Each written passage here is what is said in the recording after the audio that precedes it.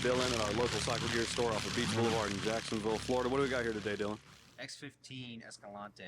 Ooh, the Escalante, the Escalante. What's that all about, man? What is that? What is that? So the new X15 just dropped from Shoei. They're claiming it to be just a little bit better than the X14. It's definitely redesigned. The graphics on it are way better. They actually got decent graphics this year. Do they have more cooling and ventilation, or how's that looking? Yeah, so it's what they claim. Don't quote me. I believe it's like 5 or 6% better cooling. Okay. 6% less drag on the helmet. It's supposed to be like a 215 mile an hour helmet, right? 225 miles per hour. Oh my God! All right, well let's see what it looks like, man. I'm really excited about it. I want to check it out and see. So we got the pin lock. See what we got here. We got a pin lock, comes with it. Cool. Helmet itself, all the extra goodies. All right, all right. Let me check this out. Let's see what it's all about.